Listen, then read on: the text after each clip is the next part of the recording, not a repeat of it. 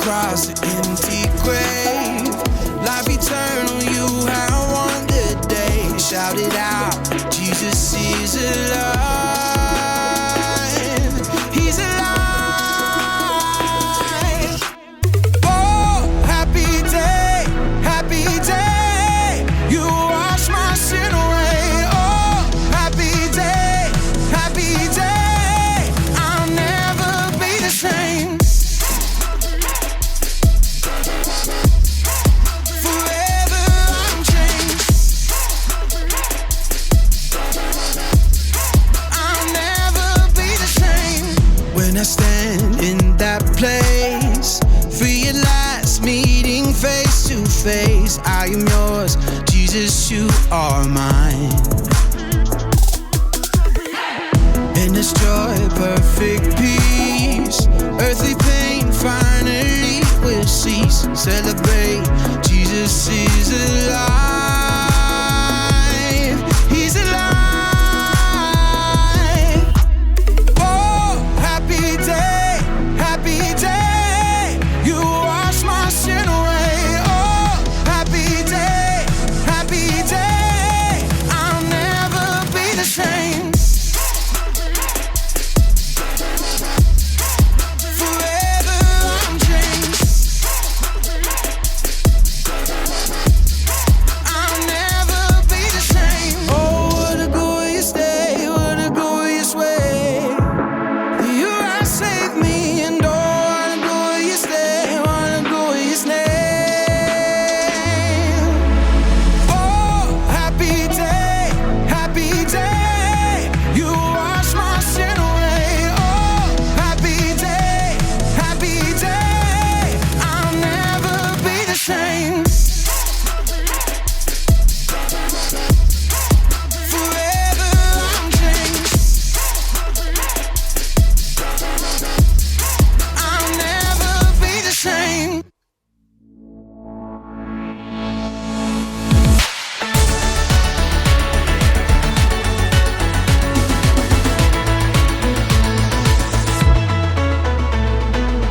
You make the darkness run and hide. You bring the broken back to life.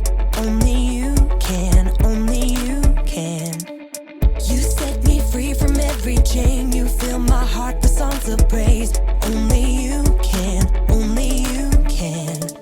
Jesus, you're the only reason that I'm even breathing. I am wide awake. My heart beats only for your glory. My hands reach up for you to hold me. My soul sings, Father, you are holy. My feet dance to your rhythm, to your rhythm. Every beat is calling out your name.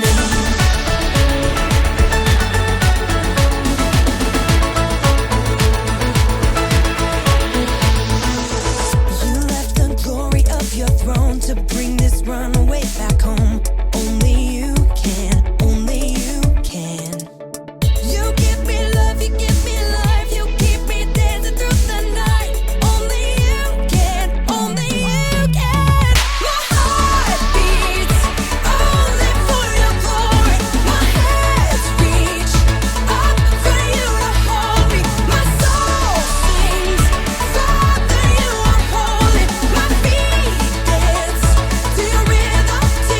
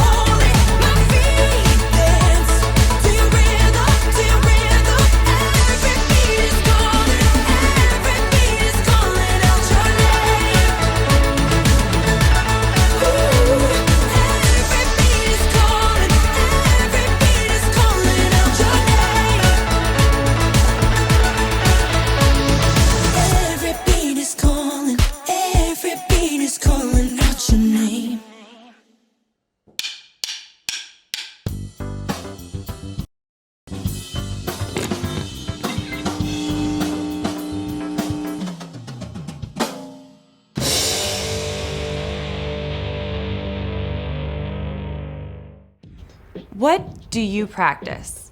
You might practice piano, or you could practice a soccer skill.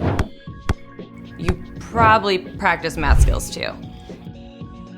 And pretty sure your mom expects you to practice making your bed. But there's something else that takes practice. Peace. I'm not talking about peace out, or even peace and quiet. See, peace is about way more than not fighting. Peace never means just ignoring the problem. True peace means doing everything you can to make peace. If you're in a fight with your brother, you can remember that being kind is way more important than winning the argument. If you run into someone on the playground and they shout at you, you can apologize rather than yelling back. You can even be a bridge to help out two friends who are fighting. And sometimes making peace means finding a grown-up to help. The more you practice making peace, the more natural it becomes. As you take steps to prove you care more about others than winning an argument, they can see that Jesus brings peace. That's why making peace is an amazing way to worship God with your life. Because worship is about more than just singing loud. It's all about living loud. Hey, welcome to Story Lab. This week, we're talking about peace, while we take a look at the story of two guys who had to make peace through a tough situation. Yes! In your face game. Ooh, ooh, ooh. I win, you lose. Maybe don't try that at home.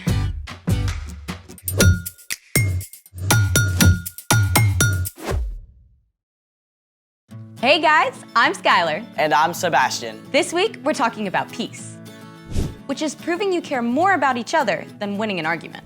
Not that we ever argue. Of course not. Psh. Anyway, ready for today's experiment? You know it. So today, we're turning fire different robot. colors. What? This was my week. No way, I checked the calendar. Yeah, but we changed it. Remember that whole conversation?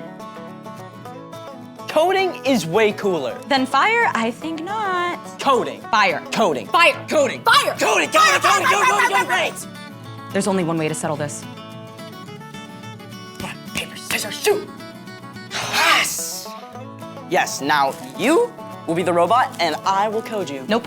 But I won. We'll do your experiment, but I want to be the coder. Fine, be my guest. I kind of sort of need you to tell me what we're doing with the whole coding thing. So glad you asked. So, have you ever played a game where you have to press a button to attack or jump? You just described about 99% of all video games, so yeah. Well, that jump is thanks to a little thing called code. Code is like the brains of a computer. Whether it's a tablet or a robot, the code tells the computer what to do. See this jump? Yeah. Well, this is all the code that is needed for this jump. Whoa. It takes all of this for one little hop?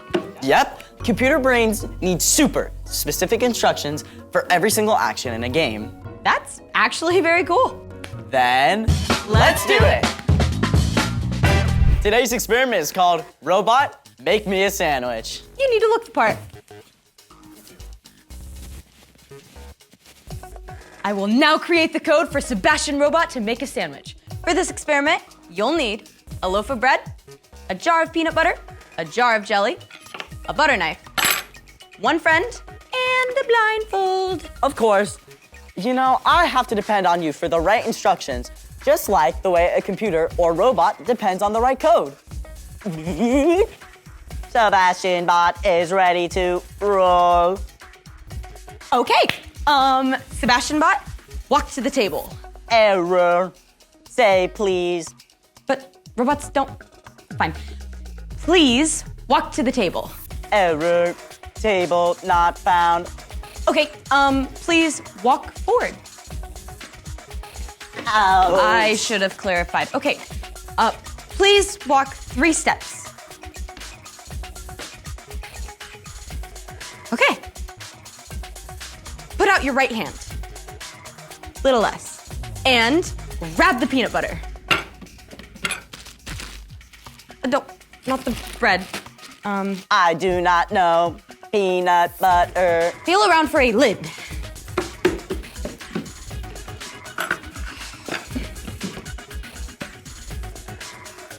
Unscrew the top. Now, spread the peanut butter on the bread. Please confirm instruction. Please spread the peanut butter on the bread. Okay.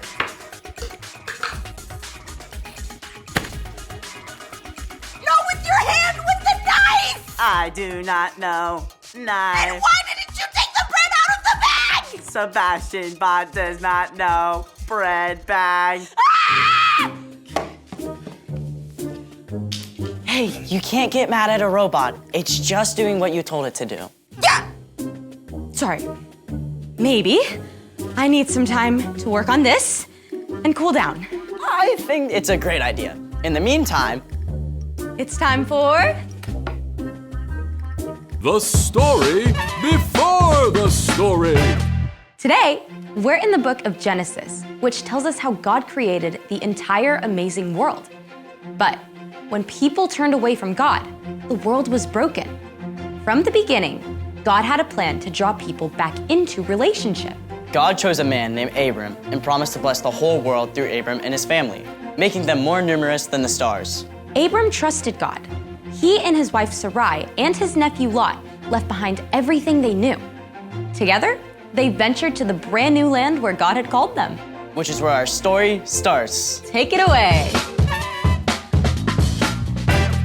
Hey everyone, I'm Erica. Ever play one of those choose your own adventure games? Well, today's story is about two guys who made some tough choices. Ready to play? In the new land where God had called them, Abram and Lot did well and gained sheep and livestock. Those flocks and herds began to grow and grow and grow. Sounds great, right? But there was a big problem. The two of them had so many sheep and livestock that there wasn't enough land to go around. The shepherds and herdsmen who watched over their flocks started fighting. Hey, it's our turn for this field. Are you kidding? We were here first. Don't you bleat at me. He can bleat at whoever he wants. Instead of joining the fight, Abram took Lot aside. Listen, Lot, we shouldn't fight. And our shepherds shouldn't fight either. We're family. Isn't the whole land in front of you? Let's separate. If you go to the left, I'll go to the right. If you go to the right, I'll go to the left. Okay. Lot looked at his options and saw that the whole of the Jordan River Valley was filled with water and plants, perfect for all his flock and herds. Which path would you choose? River Valley or wastelands? Yeah, I choose the valley. Well chosen, Lot. Take care. See ya, Uncle Abram. As Lot headed toward the valley, Abram went with what was left. As head of the family, Abram could have taken the best land for himself. That would have been fair. But instead, he chose to keep the peace by allowing Lot to choose first. But Abram's difficult choice was not the end of the story. As Abram stood in the new land, God spoke to him. Look around from where you are. I will give you all the land you see. I will give it forever to you and your family. Abram trusted God's promise. He traveled away from the river valley to the great trees of Mamre. There, he pitched his tent and built an altar to the Lord. By giving Lot first choice, Abram ended a fight before things got out of control. But Abram also showed that he was trusting God to take care of him, no matter what. And God was faithful to do just that. In fact, many, many years later, Jesus was born into Abram's family line, and Jesus made peace between God and us. The end. Wow, Abram had every right to take the best land. But he let go of that. Not easy. Exactly. Abram cared more about his relationship with Lot than he did about getting the better land. So, what's our part in this story? Well, Abram chose to make peace and chose to let go of what was fair. We can do that too. Say your dad promised to get off work early and take you out for ice cream, but then an emergency came up at work. and he had to stay. Ooh, ice cream, right where it hurts. Definitely not fair. It would be super tempting to pout about it for days and make your family miserable.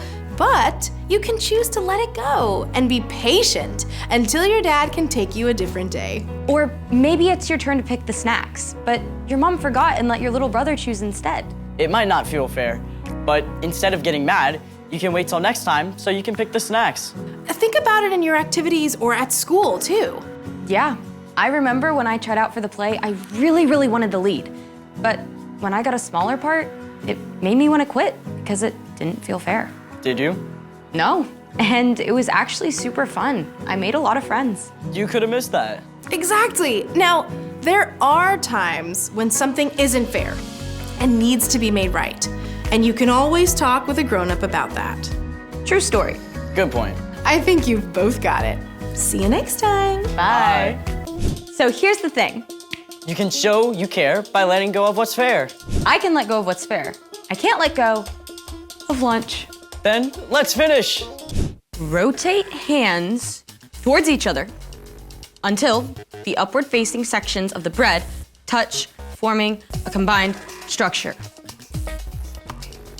Rotate combined structure horizontal. And enjoy a tasty treat. With pleasure. Thanks for joining us in the Story Lab. See you next time. Want some? Don't mind if I do. Hold on. Cheers.